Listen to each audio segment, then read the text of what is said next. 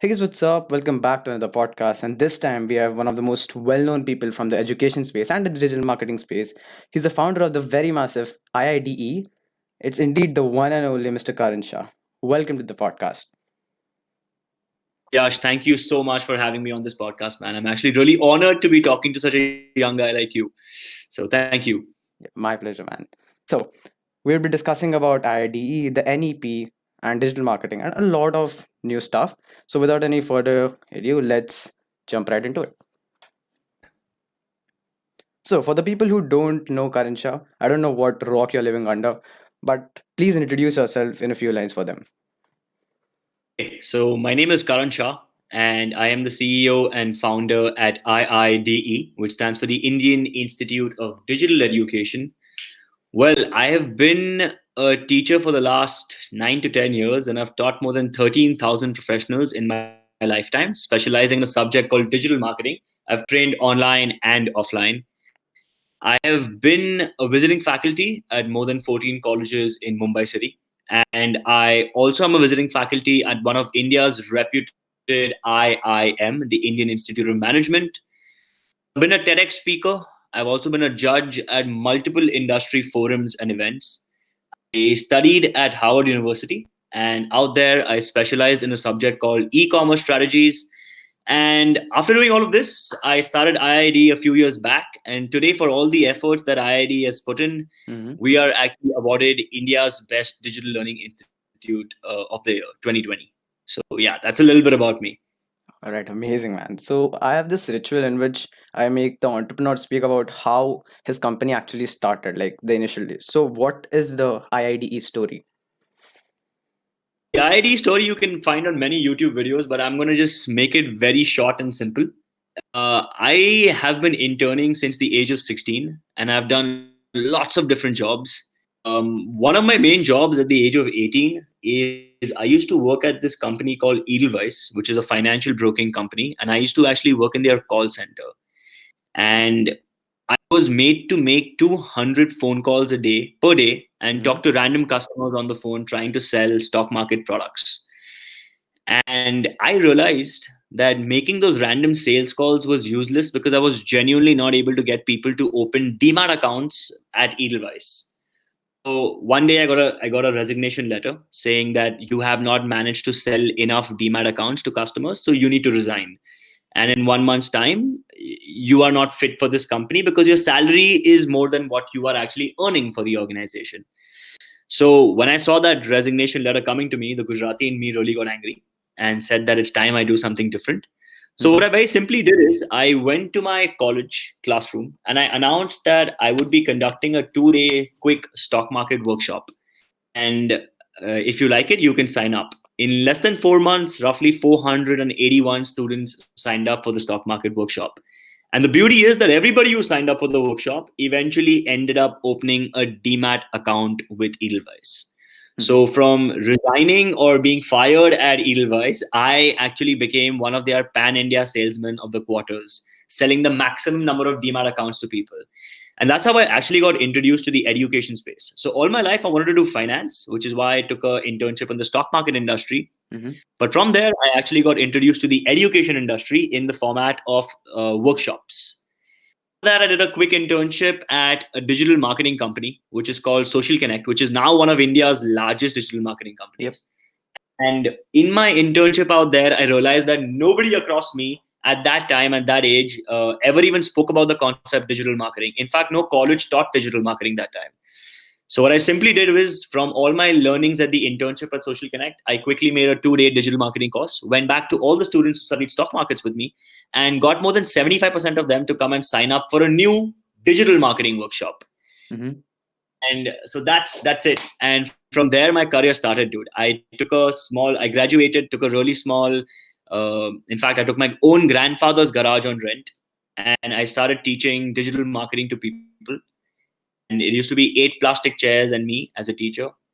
And from there, just quality training, getting the right kind of placements and the right kind of students, we've grown to like more than 4 campuses, more than 1,500 students a year, more than 45,000 students online, and more than 20 corporate clients.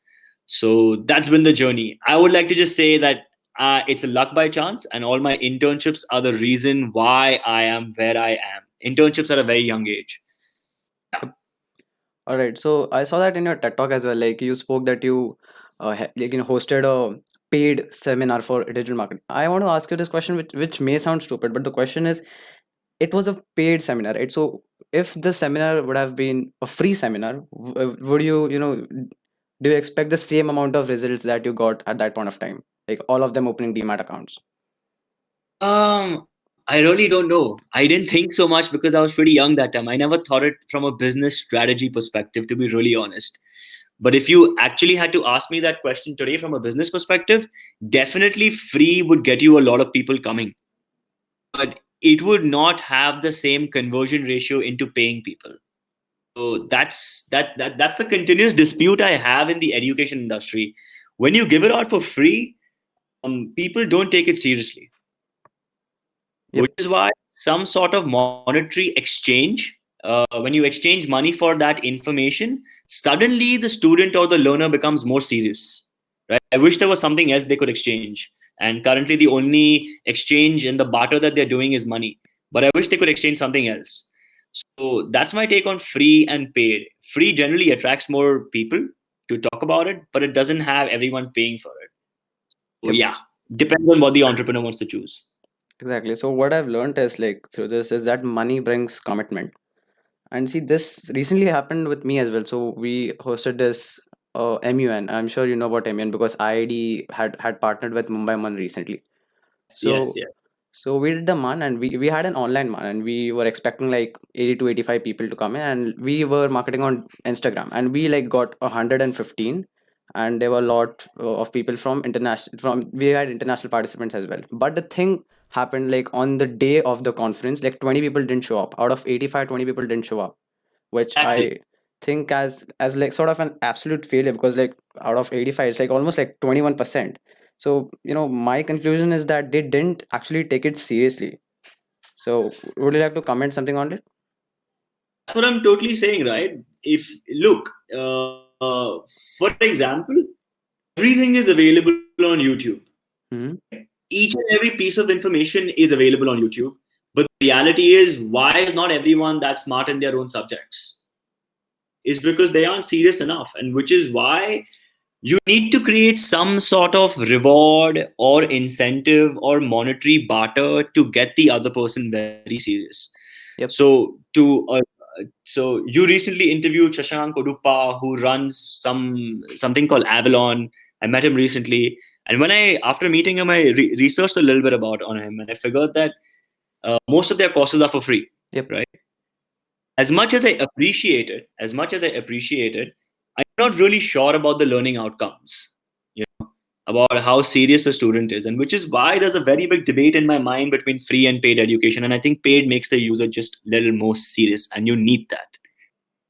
All So right. yeah, So what I actually, I sort of like slightly disagree. What I feel is like, see, there are literally very few good digital marketing courses, so sort of design courses available, right? So for the people who just want to start out with the basic information, like just getting started with the basics of illustration or basics of Photoshop, I think it should be for free, right? Because if it's paid like upfront, most of the people won't go because they're like, why if I'm trying this, why should I sort of put in an investment for it?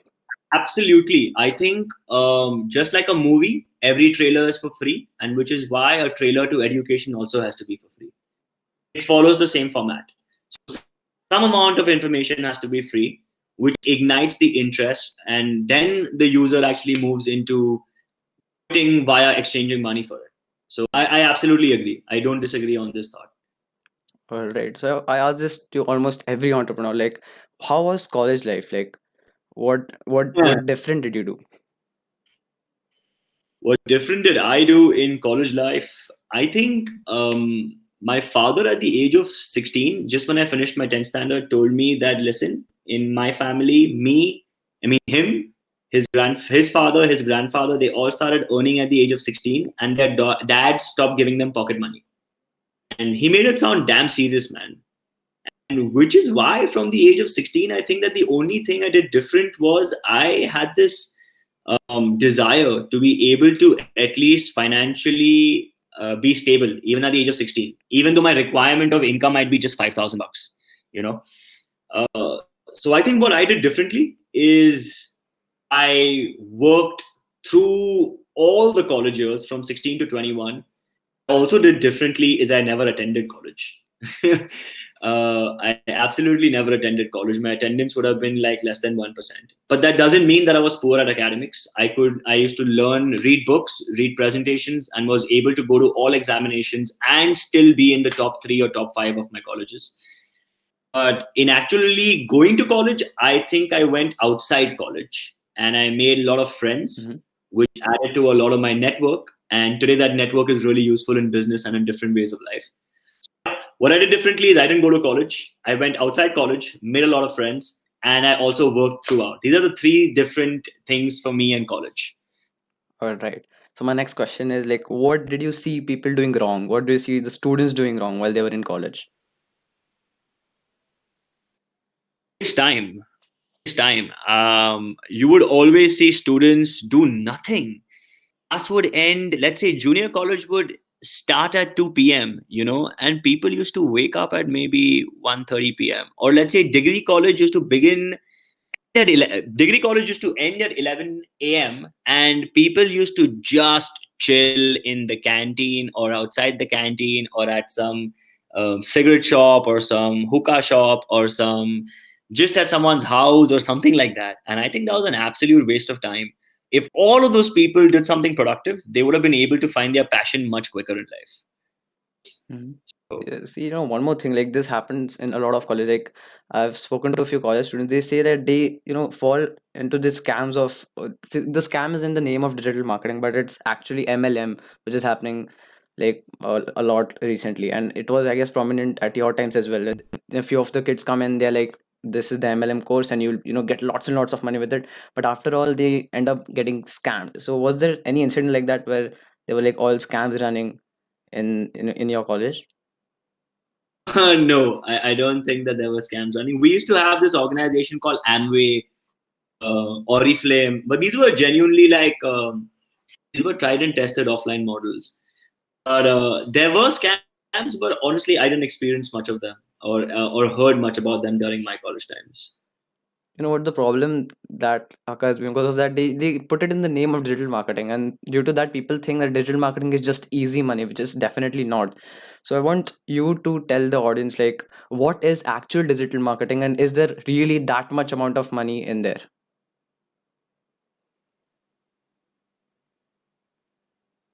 I think that industry in the world has two B's. B for Bombay. Every industry in the world has two B's: a beggar and a billionaire. Hmm. So simple people who work really hard, time and over time will be a billionaire, and people who just do it for the sake of okay, I might make money will always be the beggar. In any industry in the world, be it you selling chappals or you selling a phone or you selling a digital marketing course, there will be a billionaire who's doing it all right, who's got it right, and there will be someone who's not got it right. So simply, my take to everybody out here is that digital marketing can make you a lot of money if you know how to do it right. You could be doing, like for example, my real sister, she runs this company called Social Connect, which is one of India's largest digital marketing companies. And today they're Hmm. doing digital marketing for clients like Netflix, for Amazon. So everything that you see about Netflix or Amazon or TikTok, which was there, or Hotstar, everything that you see about them on their Instagram, on their Facebook, is actually done through by my sister's organization. Right? And today she is in one of India's top 100 women entrepreneurs. So it has brought her a lot of fame, a lot of income, a lot of money. That's an example of owning a company. Hmm. There.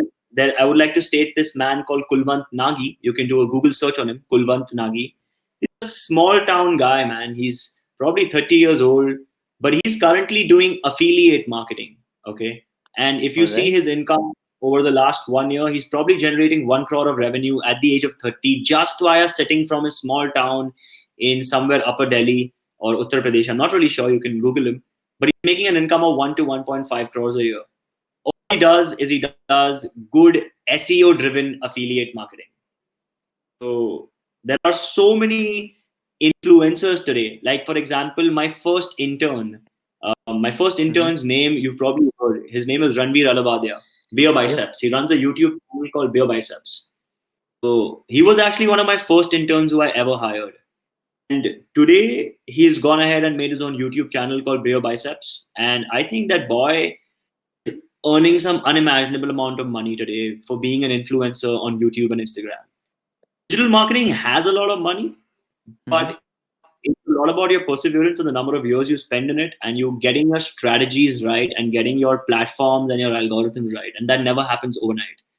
So Ranveer became Ranveer over 3.5, 4 years. Kulwant started blogging at the age of 2012 and makes 1 crore in 2020.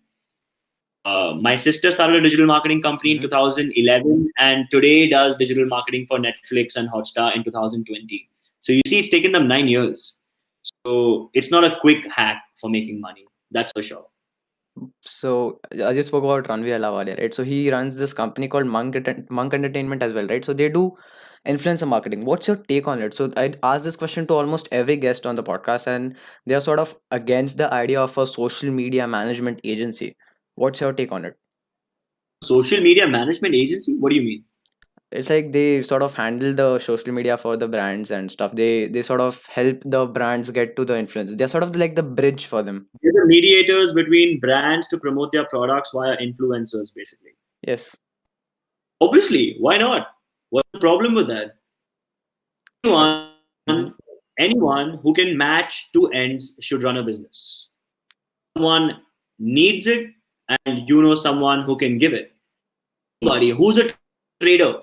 A trader is a person who has someone who wants to buy a product and knows someone who wants to sell a product. He just makes them mhm. meet. And that's the job of a digital marketing agency specializing in influencer marketing. One who can make two ends meet is a business owner and should be doing that. All right. So, I have this question to Varun Mai as well, right? So, what was his answer was that there will be a platform which will be completely automated, and there won't be a requirement of a human being to be in between of the transaction in a few years. It would be sort of like a website in which the influencers would be listed, and the brand will sort of just pick the influencer, something like that. Do you That think that already would happen? exists, right? If you look at this website called Chatterbox, which is run by Pranay Swaroop, the ex-founder of Let's Intern or internshala.com. He's founded a new organization called Chatterbox. It has its own algorithm. All influencers are listed on it. More than 70,000 influencers are listed on it. And any brand can go there and can run an algorithm and it will find you the right influencer for it and connect you to them. Such stuff exists, right? But there needs to be a brain behind that. So, like that, honestly speaking, robots will be teaching students in the future. That doesn't mean there will always be someone who trains the robot, right? Mm-hmm. To teach the students. So, at no point, yeah, monotonous jobs will go away, but brainful jobs will always stay there. So, I don't agree to what that person said. All right. So, how would sort of automation affect digital marketing in the coming years? Of course, of course, of course, of course. Like, for example, we use a lot of marketing and sales automation softwares. And just think about it, right? Previously, people used to do email marketing manually, send 1111 email trying to market their products. Today, with Mm-hmm. email marketing or SMS marketing, I can decide, okay, these 1,000 people inquired with me last month. I need an email to go to them after 3 days, then after 10 days, and after 16 days, and after 25 days. You know, so automation has already come into digital marketing. Okay, and it's not still going to take over digital marketing because look, I've been a digital marketer for a very long time and today I don't do digital marketing. I have more than 10 people who do digital marketing for me actively, but Mm-hmm. still at the end of the day the strategy still comes from me. How it works still comes from me, and then there are people who execute it, monitor it, and keep making incremental changes every now and then. So automation will keep coming in. That's how much more brain power will be required to process that automation. So it'll go hand in hand. Humans will have to become smarter. All It's right. not going to replace humans. Mm-hmm. Yep. So, what's your take on fake digital marketing influencers on Instagram who are like sort of, saying that digital marketing is just great money, and literally those people have like more than like 50,000, 60,000 subscribers, and even like if there's a 1% who get sort of influenced that digital marketing is very easy, then digital marketing is sort of getting defamed. What's your take on these fake digital media gurus, and how do you distinguish between a legit one and someone who's just sort of scamming? So first of all, to differentiate someone, you should never go on any online influencer by the number of followers they have, because followers can be purchased. Yep. You need to always look at the engagement rate that a influencer is getting online, the comment rate that an influencer is getting online. Those are kind of distinguishing factors between who's a real influencer and a fake influencer. So that's point number one. Number two is you need there is bad PR and good PR. Hmm. I mean by that is that there are some people who do it incorrectly and there are some people who do it correctly. But at the end of the day, the industry gains. So you will never be able to stop bad people. Why your concentration should only be on good people. So even if there are so many fake influencers, Hmm. what are they actually doing? They might be selling a wrong product, okay? And then there are some foolish people who might end up buying it. When Yep. they're even selling a fake product or something like that, the one thing that they're doing is that they're increasing the awareness of the digital marketing industry. The more the awareness, eventually more the good people will win. Law of life. There are good people and bad people, and both will do awareness. The bad people will do awareness, and slowly people will realize they are stupid. But because of their awareness, some people will increase their desire to learn that topic more and then slowly find the good influencers. So you can never stop what's bad, Hmm. but you can take the most out of it and do good to yourself. That's what I think. All right. What I understand is like any publicity is just good publicity, and Publicity adds mhm. to total publicity. Yep. Exactly. And if any student, let's say, wants to get into digital marketing, what's actually the right path? Should he sort of, get influenced by a few influencers, or sort of go to a reputed course and learn digital marketing, or sort of, or the next step can be sort of interning in a company, in a digital marketing company? I think the first step is to check your interest levels. And to do that, I mean, I recommend all my younger cousins, younger students, just go watch some YouTube videos, man. Type digital marketing, you'll find more than 100 videos. Watch some 2 3 minute videos, spend an hour watching videos, and that will read some blogs, read some websites, read articles that are ranking on Google. Try reading Wikipedia if you have to, because that information is pretty good and it's not biased. And once you do that, and once you have created enough interest, and if you have created enough interest, either you could be a self learner and you can find all the information on YouTube, or you can pay some online teacher. Either if you think that, okay, I'm experienced, I understand this, and there is someone who's looking for an internship, go out for an internship. But I would recommend do both. Study it as a subject and do an internship. It will add value from a practical and theory perspective. And you need both. You don't only need one, to be honest. All right. So speaking about internships, right? So there's a lot of debate happening here and there about should a student get into freelancing or should he get into internship? What's your recommendation? I think if you have a digital skill, attempt to do freelancing. But to be honest, I would recommend that do an internship once. It will really tell you how an organization works. That's also a part of experience that you need to add to your life. Freelancing, you're your own boss. I mean, your client is your boss, but you're still at your own freedom. Mm-hmm. You're doing an internship, you go to an office, you see people on your left, your right, the discipline in the office, the timings, the lunch time, the evening time, the post office activities, the fun activities, the friends you meet, the discipline, the emailing culture, the check in, check out culture, the reporting culture. All of that comes from when you start learning from an internship. This is why you need both pieces of experience to tell you and you can take the best out of both pieces basically. But both are important. So I would recommend spend 6 months doing freelancing and 6 months doing an internship, and you'll know what you actually like and you'll learn the best. All right. So as you said, you were into internships while you were in college. Were there any like defining moments that taught you a lot in an internship? Can you just share some of them? So one of the things is I don't think I was extremely confident Mm-hmm. while speaking to customers or while speaking to random people back when I was 18 years old. And a defining moment in my career was when I was forced to make 200 phone calls a day at that internship. Honestly, when I had to pick up the phone and call 200 people a day, literally more than 100 people would hang up in less than a second. Slowly over that time, I was able to talk to every customer for at least 30 to 60 seconds. Basically, my English became smoother. I started realizing how the customer is. If the customer says, "Hello, yes, what are you doing?" You'll have a different approach to them. If the customer says, "Hello, yes, Mm-hmm. may I know who this is?" You'll have a different approach to it. If a customer picks up on the phone, says, "Hello, I'm in a meeting right now, call me later," and then you'll follow up with them by calling them later. So by listening to their voices, by listening to the aggression or the calmness in their voice, I understood when to pitch my product. So many things like that. But Mm-hmm. it was in that continuous. So a defining moment was me making 200 phone calls and learning how to be able to talk to anyone on the phone. I'm sure I can pick up the phone and I can have a 60-second minimum conversation with even like a most random person on planet Earth. I think that was a defining moment, and that's a really important skill that helps today in making business Mm-hmm. development and business relationships. So that was amazing. Um, that was All actually a right. very big takeaway. A second defining learning was, so as I said, I was always focused on finance. Mm-hmm. That's why I took a stock market internship. And to the extent that in my third year, I chose finance as my specialization also. Okay.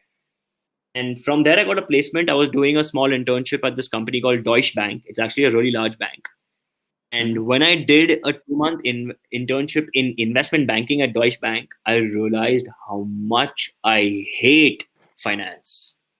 So it was a defining moment. Imagine I was planning on pursuing an MBA in finance in the future. And Mm-hmm. in the middle, I do this internship in investment banking at Deutsche Bank, specializing in finance. And when I got to job, I realized that I can never do this job all my life.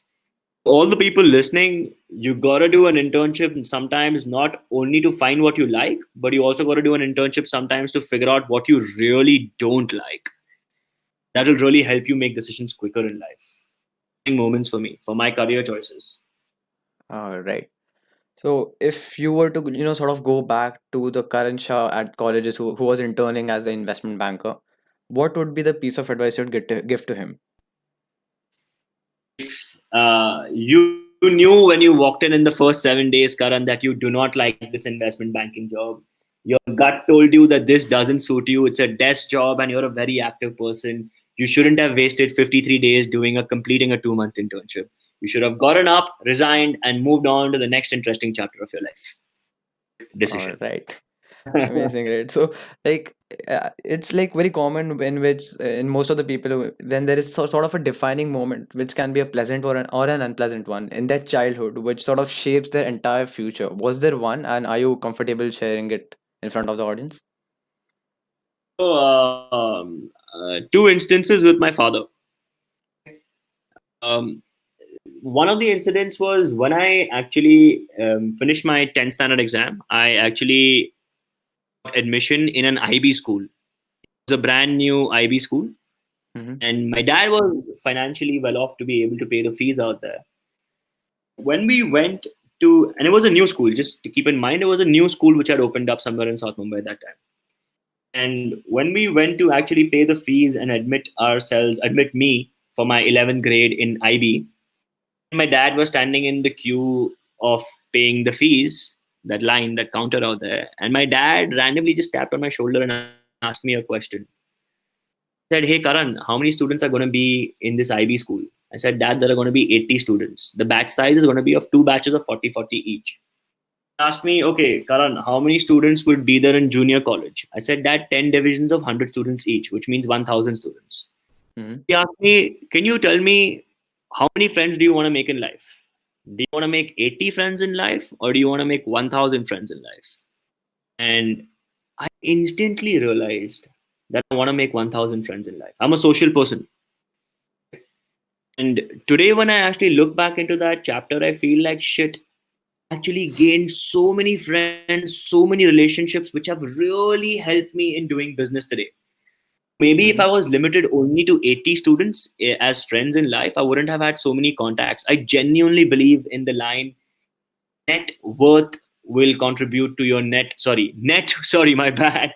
I genuinely believe in this line that Mm-hmm. net work will contribute to your final net worth.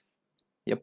So I believe that I made my entire network by meeting 2000 friends. And the second incident of my life is with my father again. And when I completed graduation, I went up to him and I asked him, Dad, should I pursue CFA? Should I pursue MBA? Should I pursue being a lawyer? What he told me. So mainly I was choosing between CFA and lawyer. Okay. So I Mm-hmm. asked him, should I pursue CFA or should I pursue lawyer? And to which he replied, and which I was shocked. He said, listen, I want you to pursue business. Lawyers can be hired, CFAs can be hired, business owners can't be hired. What I want you to do is I want you to learn how to be a business owner so that you go out and you hire these guys. Mm-hmm. Today, dropped plans of taking formal courses, fill up, and let me be capable to hire everybody else around me. My organization a healthy one. So that was a defining moment when he said that. And I realized what I actually wanted to do then. Mm-hmm. All right, so that's interesting, man. And you know, you said this thing in the TED talk, that was the process of elimination. So I when I heard that line, right? So I thought it's sort of a very complex process. So can you just elaborate on it a bit more? So in reference to my TED talk, I was using process of elimination an attempt to find what you're good at and what you love. Okay. So Mm-hmm. process of elimination when you're trying to choose your final career goal, it's actually pretty simple. You just need to so when you're choosing your final career in life, okay, Mm-hmm. and you have to make a decision, okay, what do I want to do in life? Will genuinely generally make a list of 3 to 4 things you're good at. I'm good at photography, I'm good at Photoshop, and I'm good at, let's say, guitar. Okay. Let's say these are 3 skills you're really good at. You need to really ask yourself is which of these skills will I Mm-hmm. be okay to do without? Will my life stop if I didn't have the skill? And you need to keep asking your question. You need to keep asking yourself that question. And when you keep doing that, you will Mm-hmm. somehow manage to eliminate choice 2, choice 3, choice 4. Be able All to right. zero down on one choice as your career. So you need to ask yourself a life question. Will I die if I don't have this in my life? If the answer to that is yes, you will die without this in Mm-hmm. your life, that's your career choice. Like if somebody asked me, Karan, if you never got a chance to public speak anymore, would you enjoy your life? I'd say I'd be the saddest man on planet Earth if I'm not allowed to share my opinion on a public platform. Yep. That's how I know that public speaking is one of the core things that I'm doing, and which is what I'm doing via Mm-hmm. IIDE as well, public speaking. So that the process of elimination, you know, it's very interesting in my opinion. And like eliminating a few skills which you do not require might be a brave step as well, because skills which someone learns, you know, is sort of attached to those skills. So what skills did you sort of eliminate from, you know, your skill set library? I said finance, right? I was totally skilled in finance because I worked in finance. I was studying finance for the longest time. Hmm. In fact, when I went to Harvard University, also I studied a little bit of finance. Even though I was good at finance, I eliminated that skill because it would not make me happy. I couldn't live without it. There's something else that makes me happier. So, for example, digital marketing. Okay, I also have one more skill, which is digital marketing. But I don't do digital marketing for people. You know how Hmm. you are running probably an agency? I don't do digital marketing for people anymore. I mean, I just don't do it for people anymore. I realize that public speaking is what I love. Okay, and which is Hmm. why my knowledge of digital marketing I use in public speaking. How I am related to digital marketing education. Technically, if you think about it, I don't enjoy. I mean, I enjoy doing digital marketing, but I don't do that anymore. I spend Hmm. 24 hours of my day investing in public speaking and creating better content to teach people, to disseminate better quality information. So it's a skill I have. I can do digital marketing for anyone, but the real question is, what do I want to invest 24 hours of my everyday time into? And that's a personal choice to me. And that's how you'll eliminate. That's how I've eliminated two of these things. All right. So you spoke about Harvard University, right? So there's a lot of debate happening of like further education being redundant now. Like, what's your take on it? Like, is it really redundant, or it's just sort of like a fad that's circulating on the internet that it's not What a is good what thing? is what is redundant? Can you please repeat? Like, the voice was cracking. My question to you is, what is redundant? Redundant, as in not in use anymore. Something. Some. Mm-hmm. I definitely understand the meaning of the word redundant. I'm saying, what is redundant? Yes, you said foreign education is redundant. Yeah, something like that. There's a lot of debate happening on that. Like, foreign education is redundant. So I don't think that foreign education is redundant.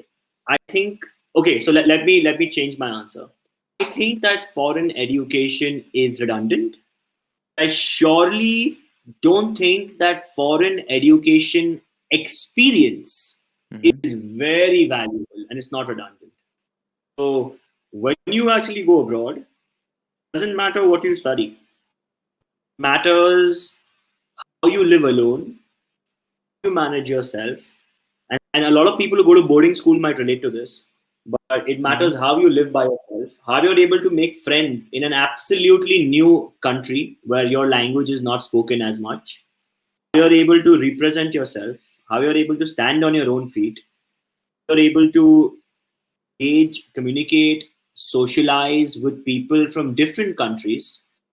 For example, when I went to the US, Mm-hmm. my best friends were from Mexico, Spain, Italy, and Ukraine. So I was hanging out on a group of 5 people, out of which 4 people were from all 4 different countries, as I mentioned: Spain, Mexico, Italy, Ukraine, and I forgot which one. But Mm-hmm. that's where I today know, if I'm talking to a Mexican, also I know how he's going to speak, what he likes to eat. When I'm talking to someone who's from Spain, I know how they behave and what they like, what they dislike.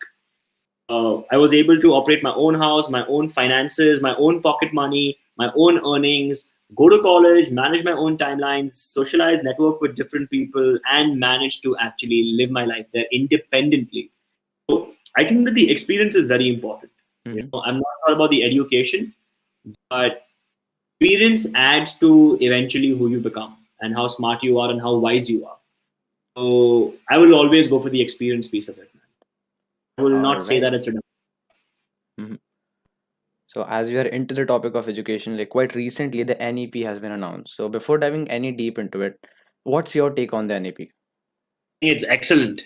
I am very, very, very happy about the national education policy. I think there are some amazing points that it has. Coding from the sixth standard, man, that's brilliant. Yep.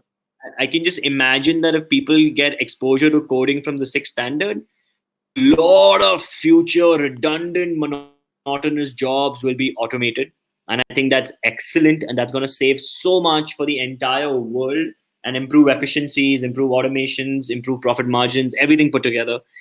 I think what's amazing is the concept of bal bhavans, where now students, every state, it will be forced to set up a bal bhavan where students can go and spend all their time in art and craft kind of activity.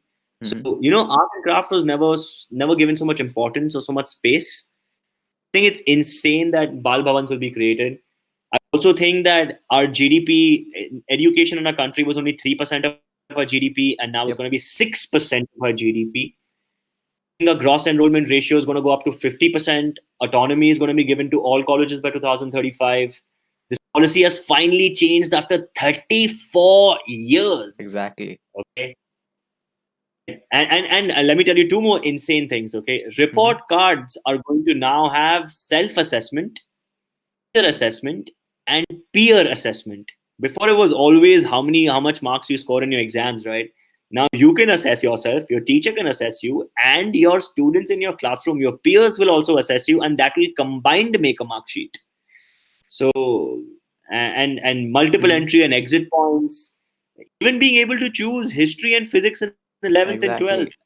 And I don't need to choose science and I'll never get a chance to study history. Now I can choose science, learn physics, and also get access to history. So I've given you all the highlights, man. I Yep. think I'm in love with the policy. I know it by heart. So I like it that much. That's why. Yeah, the report card system, it's actually making education more community based, and anything which is more community based, in my opinion, gives rise to a lot of collaboration, which will, with combined with coding, can do insane stuff in the future. And Absolutely. even like in most of the colleges which are teaching computer engineering right now, the type of the coding they're teaching, it's just, it's very base level. Like I've read the books, it's almost very base level. And if they're teaching coding since the sixth standard, like if we imagine what happens when a person gets to sort of the further education, like in the colleges, that would be just too complex and insane. Like students are like interpreting so much better code. That would definitely get new tools India into the will be picture. creating India will be creating the next Facebook, the next Google, everything the next, and the Silicon Valley of the world should be in India. What I hope to see this change. Exactly. One more thing, right? So I saw this thing on Twitter, like there's this hashtag reject NEP or something trending, and the point they are giving is that they're against the point that they are encouraging students to do vocational internships, which I feel doesn't deserve that much criticism, because vocational learning, something like plumbing or something like welding, it's sort of looked down upon in our country, in my opinion. And if students are taught that, or sort of taught how it's actually done while internship, they'll sort of respect that job and not sort of look down upon them. What's your take on it? Is vocational learning sort of a good idea? It's in my time in the US, it was really I used to admire people in my neighborhood. Those guys used to do their own gardening, used to do their own fence painting. They used to fix their own table. They used to order a gym equipment and set it up themselves. You know, and all those base like fix their own electric wire, and all those skills just make you an overall human being.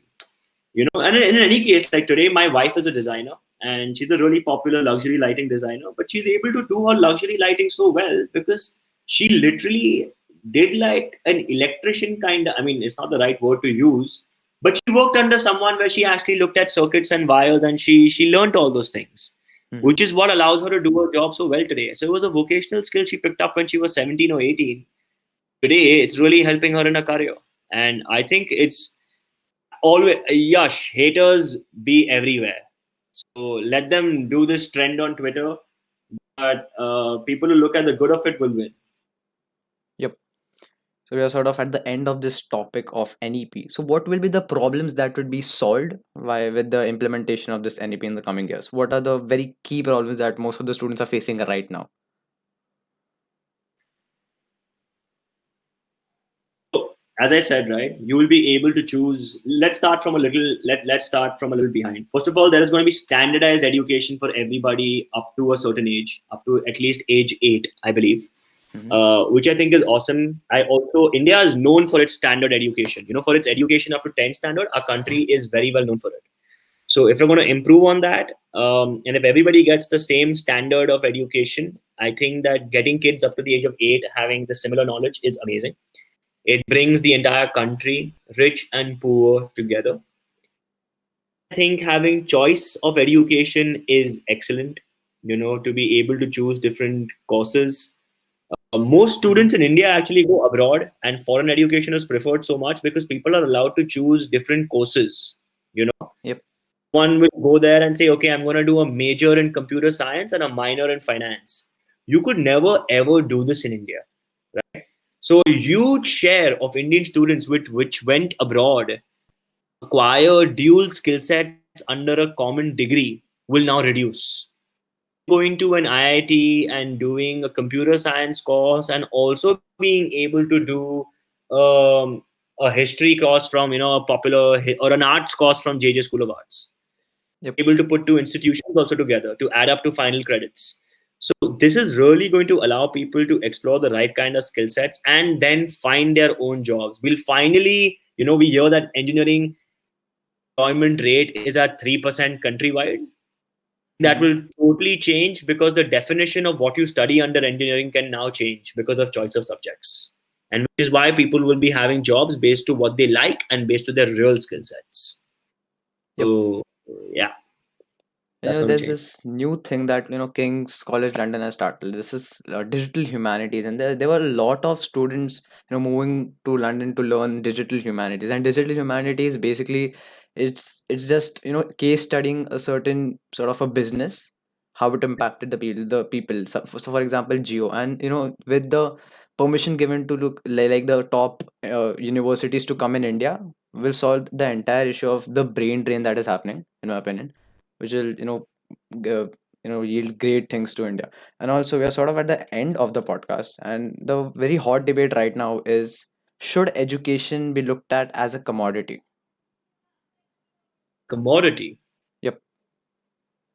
Um, Use the right word. I think education always has to be looked upon as an investment. Mm-hmm. The reality of life is that you invest in commodities. You invest in gold, you invest in house, you invest in stock market. These are all commodities in a way, right? Yep. You can make it sound like should education be treated as a commodity? I'd say I have no comments on that line. But the real line is that education has to be treated as an investment. Investment in terms of time Mm-hmm. first, money second. So it is a commodity, right? Everything is a commodity in a way today. But you have to call it an investment first in terms of time and then in terms of money. And that's what I would like to talk about in terms of education. All right, great insights, man. Like, moving on to the very last question, which is three pieces of advice for Indian students right now. So I recently came up with this line in one of my webinars, and I'm going to say that my three pieces of advice are the three A's of life, All right. which is three A's of life. The first A is ambition. Always need to have a massive ambition in life to achieve even something really small. Ambition nahi hai to kuch nahi hai. So ambition. Second A of life is action. Action. Everybody can be a dreamer, but achievers are people who actually take action. So Mm-hmm. that's the second A. And the third A is analyze. Every time you take action which is towards your ambition, keep analyzing, because every time you'll analyze, you'd actually know if you're doing good, bad, and how to get better.